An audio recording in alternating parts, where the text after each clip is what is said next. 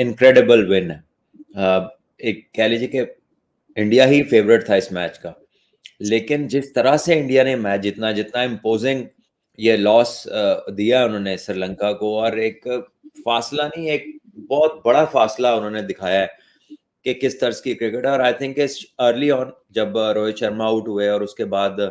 एक दो दफा चांसेस क्रिएट हुए जिसमें विराट कोहली का कैच छूटा, उसका शुभमन गिल का कवर पॉइंट पे कैच छूटा, तो वहां पर कुछ एक दो दफा ऐसी सिचुएशन क्रिएट हुई जहां पे वो इंडिया को डेंट कर सकते थे अर्ली लॉसेस के साथ,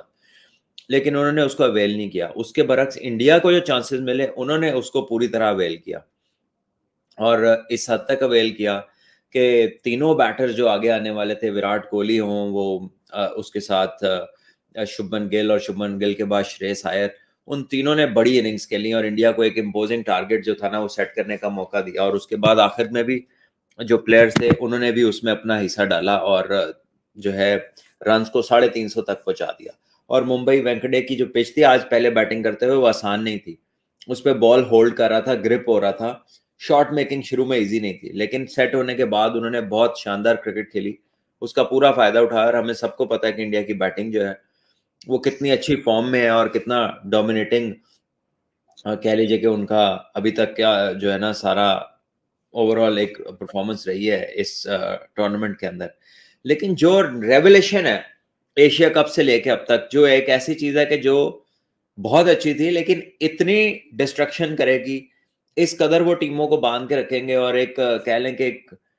नया एक उन्होंने एक क्रिएट कर दिया, एक ऐसा एनवायरनमेंट के जहां पे इंडिया की bowling is looking as good as their batting. ये शायद पहले कभी इस तरह से नहीं था, या कह लें कि इंडिया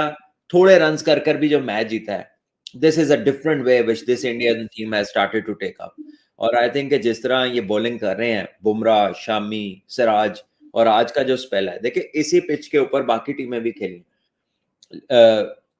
लेकिन इतनी मूवमेंट, इतनी अच्छी स्विंग बॉलिंग, इतनी in the air movement of the pitch movement, इतनी कंसिस्टेंसी के साथ हमने किसी और टीम को नहीं करते देखा अभी तक।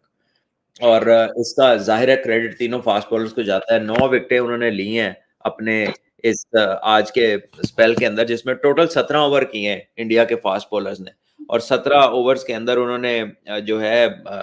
42 रन देके 9 खिलाड़ियों को आउट किया। सिर्फ एक विकेट है जो जडेजा को मिली और वो भी उसका पहला ही ओवर था। सो आप अंदाजा लगा सकते हैं कि कितनी स्ट्रेंथ बॉलिंग में इंडिया की ऐड हुई है, और स्पेशली जब से शामी साथ आ गए इन दोनों के, तो वो विकेट्स का सिलसिला जो है ना वो इतनी तेजी से है लेने का कि कोई मुकाबला ही नहीं नजर आ रहा उनका फिलहाल जो ऑपोजिशन उनके सामने आई है। और जब हमने देखा कि जब इन्होंने पहले भी बॉलिंग की, और जब इसको कह लीजिए कि रात की कंडीशन में बॉल ज्यादा स्विंग होता है, लेकिन उसमें भी हम देखते हैं कि ये विकेट्स भी ले रहे हैं और स्टंप टू स्टंप बॉलिंग करते हैं, और इनके बॉलिंग प्लान्स बड़े अच्छे हैं, बड़े क्लियर हैं, अच्छी लेंथ पे बॉल करते हैं, कंसिस्टेंटली बॉल करते हैं, और सामने वाले को कहते हैं कि जी आप लें जो आपने रिस्क लेना है, हम तो आपको टाइट खिलाएंगे। और इसी वजह से इनकी बॉलिंग जो है वो मोस्ट सक्सेसफुल जा रही है इस वर्ल्ड कप के अंदर। मेरा ख्याल है कि इतनी सक्सेसफुल बॉलिंग लाइन अभी तक इस वर्ल्ड कप की कोई भी नहीं है जिस तरह इंडिया की बॉलिंग बॉलिंग कर रही है, चाहे वो फास्ट बॉलर्स हो, चाहे वो स्पिनर्स हो। अभी तो हार्दिक पांड्या अब आ रहे हैं, चाहे उनका ऑलराउंडर हो, I think they have been the most effective और मोस्ट डोमिनेटिंग। और इसको आप एक ओवरवेलमिंग डिस्प्ले कह सकते हैं जो इंडिया की तरफ से आज मिला है, और वर्ल्ड कप में जो उनकी पोजीशन है अभी तक कह लीजिए अनबीटन है, तो वो जो obviously they want to win it, and they want to win it unbeaten. ठीक है, काफी लोगों ने ये बात की थी कि एक आधा मैच हार जाएं, ये ना हो कि नॉकआउट में जाके हार जाएं। अब ये तो किसी को नहीं मालूम कि क्या होना है, लेकिन जो भी होगा अच्छा ही होएगा। और इंशाल्लाह अभी तक जो हमने क्रिकेट देखी है उसमें तो बिल्कुल श्रीलंका बेबस नजर आई, और बेबस से भी कुछ ज्यादा हो तो ऐसे ही में कोई कह रहा होता है कि बस सानू जान दो।